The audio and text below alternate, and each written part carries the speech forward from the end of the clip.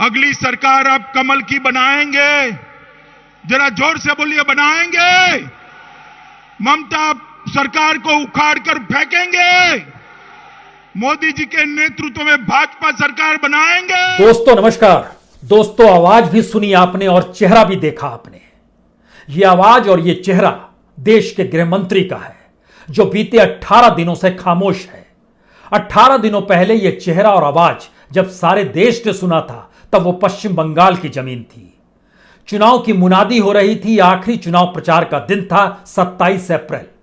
उसके बाद से भारत के भीतर में 18 दिनों में कौन सी स्थितियां पनपी कि गृह मंत्री खामोश हैं। वो कहां पर हैं, क्या कर रहे हैं, कोई नहीं जानता। जबकि समूची दुनिया में भारत को लेकर शोर है, हंगामा है।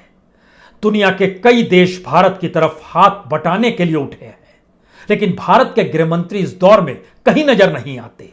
जबकि गृह मंत्रालय का दायरा न सिर्फ केंद्र राज्य संबंधों के इर्द गिर्द घुमड़ता है, बल्कि गृह मंत्रालय तो इस देश में देसी नीतियों को भी तय करता है। डोमेस्टिक पॉलिसी वही तय करता है।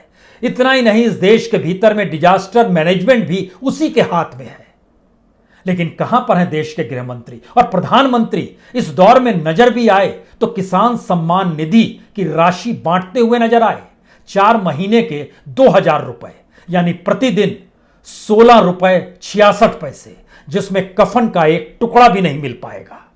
क्योंकि कफन की सबसे बड़ी संख्या कहीं बनती है तो वो गया में बनती है। और गया के बुनकरों से पूछिए तो कहते हैं कि मार्च तक तो हम कफन बनाते थे लगभग 15 से 20 हजार, लेकिन आज की तारीख में 40 से 50 हजार कफन प्रतिदिन उन्हें भेजना पड़ता है। थोक में वह सप्लाई करते हैं और उस कफन के टुकड़े की कीमत सूती कपड़े की होती है 25 रुपए, टेरिकॉट की होती है 35 रुपए और सिल्क कपड़े के कफन की कीमत होती है 45 रुपए। और गांव के गांव में जब यह बीमारी फैल चुकी है, तो इस दौर में सरकार का काम क्या होना चाहिए? देश के गृह मंत्री को कहां नजर आना चाहिए? और संयोग से जानकारी मिली कि इस दौर में गृह मंत्री 2 बार गुजरात भी हो आए। वही गुजरात जिसके मॉडल ने इस देश को परेशान कर दिया है।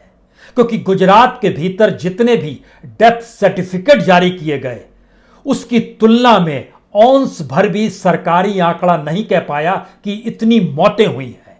और इस देश के ग्रामीण इलाकों में जब बीमारी फैलती चली जा रही है, तो आपको जानना चाहिए इस देश के तकरीबन 5 लाख गांव में कोई हेल्थ सर्विस नहीं है। और जरा सा आगे बढ़िएगा तो इस देश के 409 जिले ऐसे हैं जहां पर एक भी मेडिकल कॉलेज नहीं है। लेकिन सरकार कहां पर है? सरकार अगर गृह मंत्रालय के जरिए दिल्ली में कहीं नजर आई, तो वो नजर आई दिल्ली पुलिस के जरिए।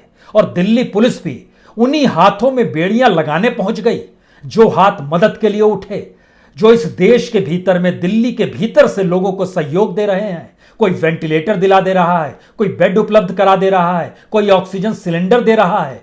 उन्हीं से खोजबीन और पूछताछ के लिए दिल्ली पुलिस सक्रिय हो गई, क्योंकि हाईकोर्ट ने कहा है। हाईकोर्ट ने तो बहुत सारे निर्देश दिए और गृह मंत्रालय ने भी इससे पहले हाईकोर्ट के निर्देशों को माना क्या?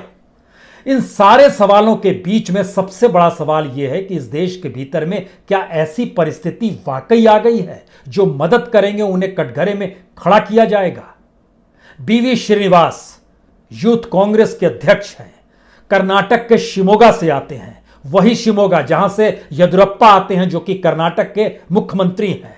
यह वही शिमोगा है जिसने दत्तात्रेय होसबोले को भी दिया है, जो कि संघ में दूसरे नंबर पर है। लेकिन आज की तारीख में जब आप कर्नाटक के शिमोगा में भी चले जाइएगा, वहां पर लोग बीवी श्रीनिवास को ज्यादा जानते हैं। और दिल्ली पुलिस उनसे पूछताछ कर रही है। उनके जरिए जब बातचीत हुई तो पता चला कि 250 मदद उन्हें हर दिन निजी तौर पर करते हैं। और देश भर में जो भी युवक कांग्रेस के लोग फैले हुए हैं, 1000 से ज्यादा हर दिन वो मदद कर रहे हैं। जबकि टेलीफोन और अलग अलग तरीके से मदद की गुहार 5000 से ज्यादा लगाई जाती है। आम आदमी पार्टी के दिलीप पांडे ने भी बताया, उनको भी लगभग 100 लोगों तक हर दिन पहुंचना ही पड़ता है मदद के लिए। उनके साथ 10 डॉक्टर संपर्क में, 10 वॉलंटियर साथ में, और पूरी दिल्ली के भीतर जो उनकी अपनी पॉलिटिकल पार्टी है, उनकी वो मदद लेते हैं। सवाल है कि इस दौर में कोई सिस्टम इस देश के भीतर में दवाई को लेकर है, हॉस्पिटल को लेकर है, इलाज को लेकर है, जब ग्रामीण इलाकों में मौतों की तादाद बढ़ गई है और गंगा और यमुना के भीतर में रेंगते तैरते शव नजर आ रहे हैं, उन शवों को बालू में ढका जा रहा है और जगह जगह पर उत्तर प्रदेश की जो परिस्थितियां नजर आ रही है वो इतनी भयावह हो चली है, तो इन सब के बीच हम किसे खोजें और किसे माने? हमें लगता है कि आज इस देश की असल तस्वीर को आप देख लीजिए। ये एक ऐसी तस्वीर है जिसमें यह भी सवाल होगा कि ऐसा नहीं है कि इस देश के गृह मंत्री, प्रधानमंत्री वाकई आंखों पर पट्टी बांधे हुए हैं, क्योंकि हमारी जानकारी के मुताबिक नॉर्थ ब्लॉक, साउथ ब्लॉक, उद्योग भवन, कृषि भवन, जो भी भवन दिल्ली के भीतर में उसमें काम करने वाले 11,000 से ज्यादा सेंट्रल सेक्रेटरीट सर्विस से जुड़े हुए लोग हैं और 100 से ज्यादा की मौत इस अप्रैल और मई के महीने में हो चुकी है। सेंट्रल सेक्रेटरीट सर्विस में जुड़े हुए लोगों में असिस्टेंट सेक्शन ऑफिसर, इनकी मौत की संख्या 15 से ज्यादा है, सेक्शन अफसर 15 से ज्यादा है, अंडर सेक्रेटरी लेवल के लगभग 7 हैं, डिप्टी सेक्रेटरी लगभग 5 हैं, डायरेक्टर लेवल पर भी 2 लोगों की मौत हुई है। ये सारी मौतों का सिलसिला है। कुछ रिटायर लोग थे, उनकी भी मौत हो गई। यानी ये सिर्फ सेंट्रल सेक्रेटरीट सर्विस का जब हम आपसे जिक्र कर रहे हैं तो मिनिस्ट्री ऑफ हेल्थ अफेयर्स की जो डायरेक्टर थी राधा रानी, उनकी मौत हुई। Ministry of road transport highway Hanif Akhtar, उनकी मौत हुई कोविड से। डिप्टी सेक्रेटरी लेवल पर होम अफेयर से जुड़े हुए अधिकारी, मिनिस्ट्री ऑफ स्टील से जुड़े हुए, डीओपीटी से जुड़े हुए, मिनिस्ट्री ऑफ टूरिज्म से, उनकी भी मौत हुई है। ये सब लोग दिल्ली के इर्द गिर्द, नॉर्थ ब्लॉक, साउथ ब्लॉक, इन तमाम भवनों के इर्द गिर्द बैठते हैं जो लुटियंस की दिल्ली पर, जहां पर प्रधानमंत्री कार्यालय भी है, जहां पर गृह मंत्रालय भी है। उन सब के भीतर भी मौत नाच रही है और खामोशी इस देश के भीतर में बढ़ती जा रही है। यह परिस्थिति इससे पहले इस देश में कभी नहीं थी। लाल बहादुर शास्त्री भी गृह मंत्री रह चुके थे। वह तो प्रधानमंत्री के तौर पर भी 1965 के वार में लोगों के बीच निकल गए थे, दान भी मांगते थे, किसानों से कहते थे फसल भी उपजाइए, और जवानों को डांडस बंधाने भी निकल चलते थे। वो 65 का दौर था। 71 के दौर में भी इंदिरा गांधी इस रूप में निकली थी। इससे भी इनकार नहीं किसी को करना चाहिए। इस देश के भीतर में एक पूरी की पूरी परिस्थितियों को जब आप टटोलिएगा तो देश के प्रधानमंत्री और देश के गृह मंत्रियों की जब आप पूरी सूची देखिएगा तब आपके जहन में कुछ सवाल आएंगे कि सरदार पटेल भी जिस समय रियासतों से लड़ रहे थे तब भी वह दिल्ली के इलाके में जो पाकिस्तान से चलकर यहां पर पहुंचे थे शरण लेने के लिए, उनकी भी भोजन की व्यवस्था कराने के लिए सरदार पटेल निकल जाते थे, ये जानने समझने के लिए कि पुरानी दिल्ली में उनकी क्या स्थिति है। तो हम किन बातों का जिक्र करें? भारत ऐसा कभी नहीं था जो नजर आ रहा है। अब सवाल है कि जब ग्रामीण इलाकों में परिस्थितियां नाजुक हो चली है, और खास तौर से गुजरात का जब हम आपसे आज जिक्र करना चाहते हैं, इसलिए करना चाहते हैं गुजरात का जिक्र क्योंकि वहां के एक अखबार ने, दिव्य भास्कर ने एक रिपोर्ट छाप दी और बताया कि 1 मार्च से लेकर 10 मई तक, यानी 40 दिनों के भीतर में 1,23,000 डेथ सर्टिफिकेट अलग अलग जिलों से मिलाइएगा तो जारी हुए हैं। अब आप कल्पना कीजिए, अगर सरकार कहती है सिर्फ 4,218 मौत हुई है, तो फिर ये 1,23,000 डेथ सर्टिफिकेट क्या बाकी दूसरी मौतों के सिलसिले में जारी किए गए? क्योंकि सिलसिले को अगर देखिए तो 2020 की तुलना में भी ये दुगने हैं लगभग।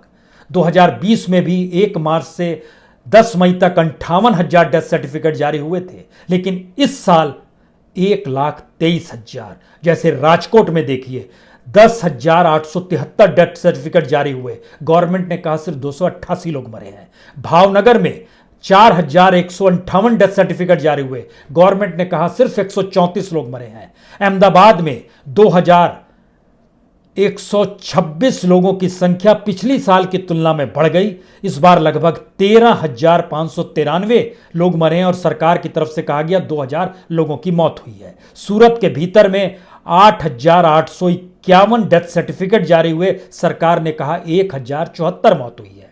बड़ोदरा में 7,722 डेथ सर्टिफिकेट जारी हुए, सरकार ने कहा सिर्फ 189 लोगों की मौत हुई है। नवसारी में तो कहा सरकार ने सिर्फ 9 लोगों की मौत हुई है, लेकिन जब डेथ सर्टिफिकेट खोजे गए तो पता चला 3,434 डेथ सर्टिफिकेट इस दौर में जारी हुए हैं।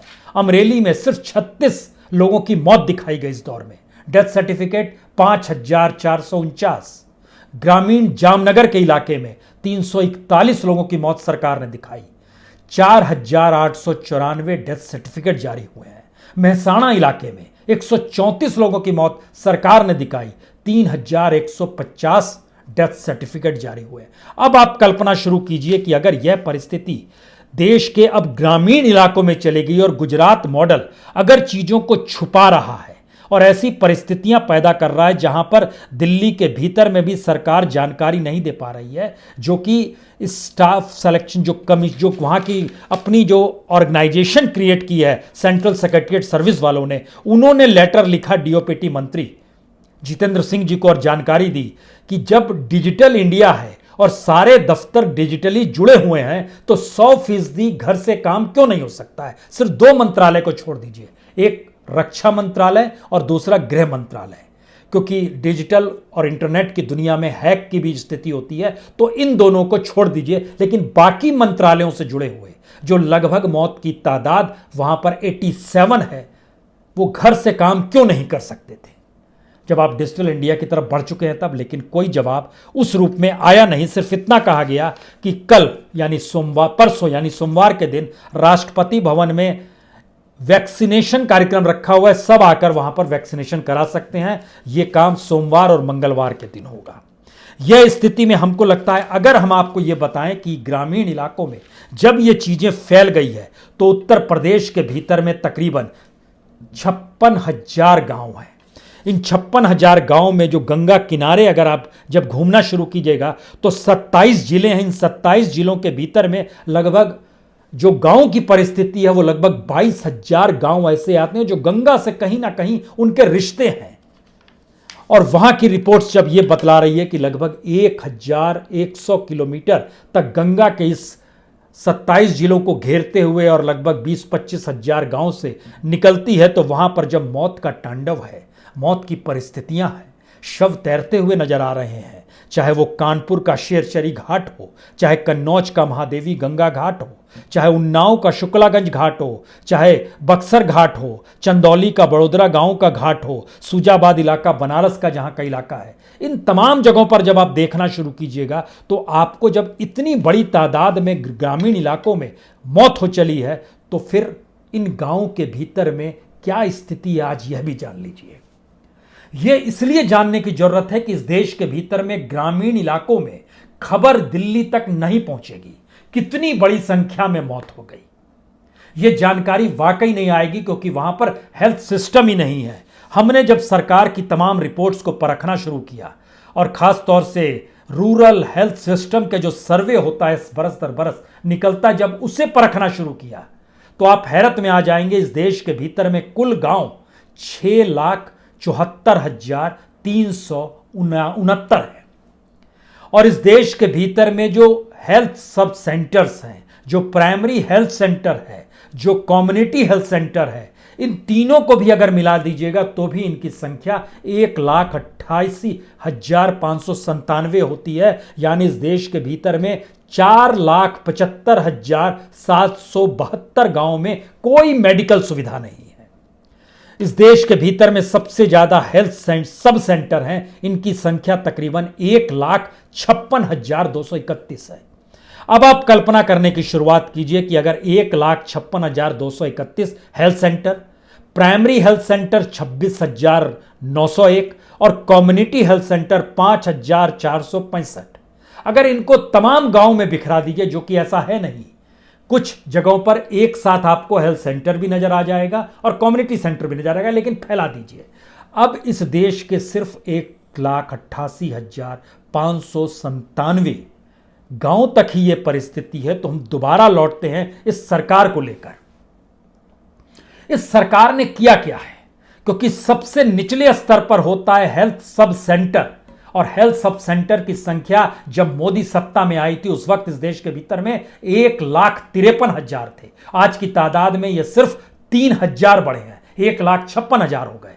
तो क्या इन 6 वर्षों में सिर्फ 3,000 सब सेंटर ही बन पाए, जिसमें न्यूनतम जरूरत यही होती है कि एक घर होता है और वहां पर डॉक्टर नहीं होता है, वो नर्स लेवल का एक आदमी होता है, वही देखता समझता परखता है। और 6 हेल्थ सेंटर जो होते हैं वह एक साथ जब मिलाइएगा तो वह एक प्राइमरी हेल्थ सेंटर के अंडर में आते हैं।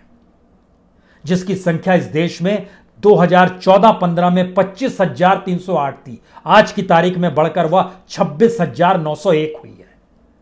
कम्युनिटी हेल्थ सेंटर 2014-15 में 5,396 थी, आज की तारीख में वो बढ़कर 5,465 हो गई। हम आपको बताते हैं आज़ादी के बाद और अब मौजूदा वक्त में मोदी सरकार की स्थिति। आज़ादी के बाद से लेकर अभी तक यानी 70 बरस के सफर के दौरान, हम 1947 से जिक्र कर रहे हैं, 1947 से 2014 तक, इस दौर में जितने भी साल हुए उसको दिन में कन्वर्ट कर लीजिए। 25,000 दिन आएंगे आपके हिस्से में। इन 25,000 दिनों में इस देश के भीतर में जो 1,84,349 जो health sub centre, primary health centre, community health centre, इनको जब डिवाइड कीजिएगा तो आपको पता चलेगा हर दिन 7 हेल्थ सेंटर बन रहे थे। मौजूदा वक्त में जब आइएगा तो इन्होंने जो हेल्थ सेंटर बनाए हैं, इनकी कुल संख्या जो निकल कर आती है, इन्होंने जो चीजें बढ़ाई है वह लगभग 4,238 बनाई है और दिन मिले हैं 2,190, यानी प्रतिदिन 2 भी नहीं। यानी आजादी के बाद से अभी तक का एवरेज और इस 6 बरस का एवरेज, उस समय 7 बन रहे थे, आज 2 बन रहे हैं। यह स्थिति इस देश के भीतर में, हालांकि इन्होंने कहा कि हम आयुष्मान भारत के तहत 1.5 लाख हेल्थ सब सेंटर बनाएंगे, यह ऐलान हुआ, बना नहीं है। ऐलान किया गया 2018 में हम बनाएंगे, लेकिन जिन जगहों का हम जिक्र कर रहे हैं, जिन गांवों में है भी सेंटर्स, वहां की क्या स्थिति है, तो वहां बीमारी पहुंचेगी तो क्या होगा। WHO की रिपोर्ट का जिक्र आपसे हम कर रहे हैं। 73% सब सेंटर में मरीज को पहुंचना है तो 3 किलोमीटर का एवरेज सफर करना पड़ेगा। एवरेज, कुछ को ज्यादा भी करना पड़ेगा, कुछ को कम भी करना पड़ेगा, कुछ को 10 किलोमीटर करना पड़ेगा, कुछ के घर के बगल में होगा, ऐसा भी हो सकता है। 28% के पास ऐसी स्थिति है कि पब्लिक ट्रांसपोर्ट वहां पर है ही नहीं। आप कैसे जाएंगे यह आपको तय करना, ज्यादा लोग पैदल जाते हैं। 20% ऐसे हैं इन जगहों पर जो हमने नाम लिया, जो 1,88,597 हेल्थ सेंटर का जिक्र ग्रामीण इलाकों को लेकर कर रहे हैं, वो सारे के सारे पब्लिक ट्रांसपोर्ट से दूर हैं। 19 राज्य के लगभग 39% हेल्थ सेंटर में मेडिकल सुविधा नहीं है।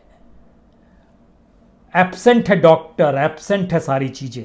और जो public health foundation of India, उसकी रिपोर्ट बतलाती है कि बिना इंफ्रास्ट्रक्चर, बिना दवाई, बिना बेड और तो और बिना पानी की परिस्थितियों के साथ भी लोगों को जीना पड़ता है। इसीलिए इसके ठीक समानांतर जब यूनाइटेड नेशन ने रिपोर्ट जारी की कोविड से ठीक पहले की, और दुधमुए बच्चों की मौत का सिलसिला भारत टॉप पर था। क्यों टॉप पर था? क्योंकि ग्रामीण इलाकों में हेल्थ सर्विस नहीं है। उन्होंने बताया कि अस्पताल तक पहुंचने का साधन नहीं, इलाज तुरंत मिला नहीं, कोई इंफ्रास्ट्रक्चर इलाज का था नहीं।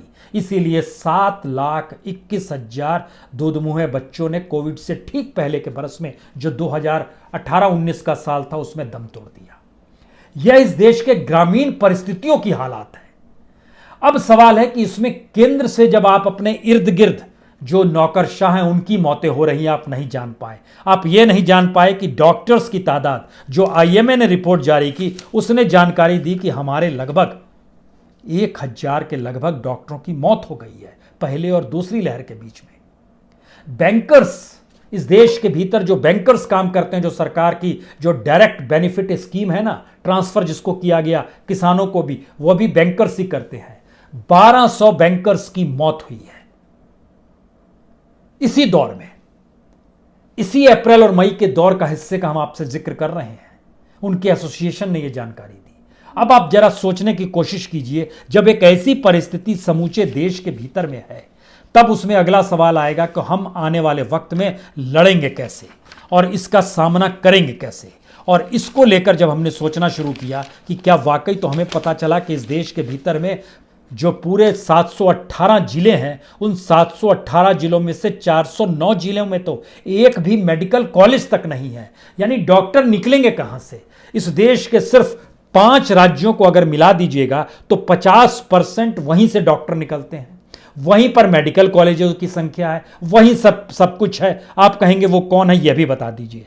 तमिलनाडु, महाराष्ट्र, कर्नाटक, उत्तर प्रदेश, वेस्ट बंगाल, यहां पर 42,565 सीट जो है यहीं से निकल कर आती है। हालांकि सरकार ने इन सब के बीच में कहा कि हम 157 मेडिकल कॉलेज खोलेंगे। ये सरकार के फरवरी का प्रपोजल हम आपको बता रहे हैं 2021 के, उसको भी 3 फेज में बांटा गया। 58 फर्स्ट फेज में खुलेंगे, 24 दूसरे फेज में खुलेंगे, 75 तीसरी फेज में खुलेंगे। कुल खर्चा 24,000 करोड़ का होगा। सेंटर सिर्फ 15,000 करोड़ देगी, बाकी स्टेट देगा। ना पैसा सेंटर के पास है ना स्टेट के पास है, तो मेडिकल कॉलेज खुलेंगे कैसे? और मेडिकल की पढ़ाई इतनी कॉस्टली हो गई। जब हम आपसे जिक्र कर रहे हैं तो आपको यह भी जानना चाहिए कि जो कॉलेजों की स्थिति है इस देश के भीतर में, उन कॉलेजों में जो गवर्नमेंट कॉलेज हैं और प्राइवेट कॉलेज है, इसमें भी भयानक अंतर है। फीस का डिफरेंस बड़ा जबरदस्त है।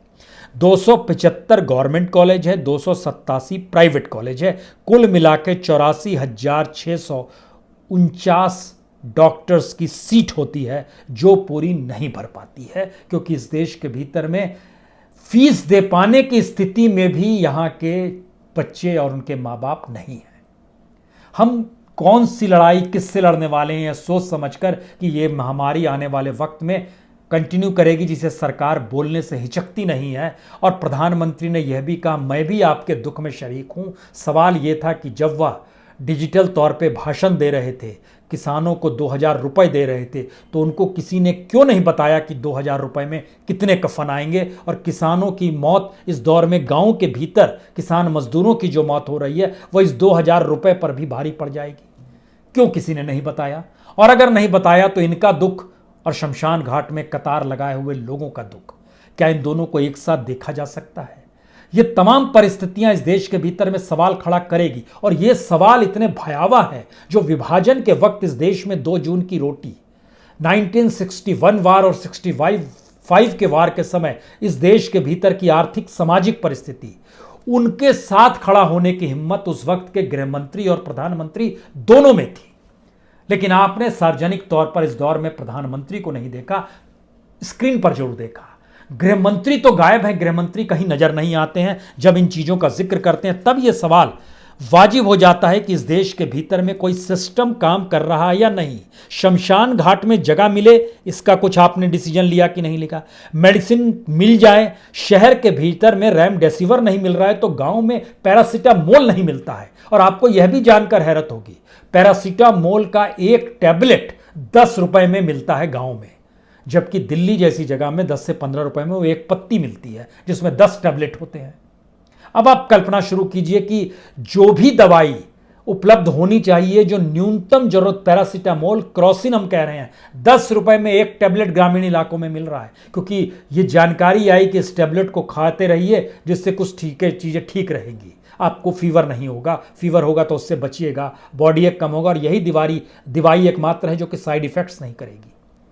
वह भी गायब, वह भी ब्लैक में। कोई सिस्टम कहीं काम करेगा जो कि आता है इस देश के भीतर में, और प्रधानमंत्री के मातहत या देश के गृह मंत्री के मातहत? क्योंकि इन बातों का जिक्र इसलिए है क्योंकि सवाल सिर्फ ऑक्सीजन भर का नहीं था। सवाल था, जब आपने कोई सिस्टम बनाया नहीं तो उस सिस्टम के भीतर रुकावट कौन पैदा कर रहा है?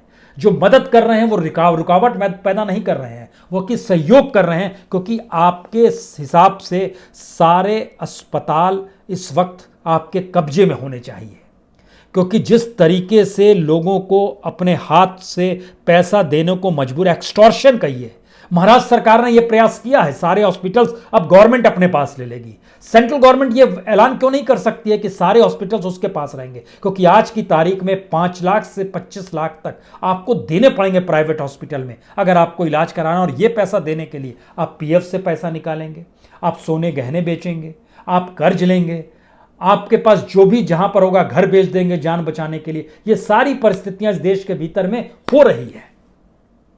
लेकिन गृह मंत्री गायब है। लेकिन प्रधानमंत्री इस फुर्सत में है कि किन परिस्थितियों में इस देश को देखा जाए और कैसे देखा जाए। आखिरी बात, हमको लगता है आखिरी बात थोड़ी संवेदनशील इसलिए है, 1911 में जब इस देश की जनसंख्या गिनी गई थी भारत की, वो जनसंख्या थी 25,20,93,390। और 1921 में जब गिनी गई, 100 साल पहले का जिक्र हम आपसे कर रहे हैं, 1911 और 1921, हर 10 साल के बाद जो सेंसस होता है उसमें जनसंख्या बढ़ती है, लेकिन इतिहास में सिर्फ पहला मौका वो था। 1911 में जितनी जनसंख्या थी, 1921 में उस जनसंख्या में 7,72,177 जनसंख्या कम हो गई थी, क्योंकि उस वक्त अगर याद कीजिए तो स्पेनिश फ्लू आया था, इन्फ्लुएंजा था, और मौत इस देश के भीतर में इतनी बड़ी तादाद में हुई थी कि जनसंख्या गणना जब की गई तो 10 बरस के बाद जनसंख्या कम हो गई।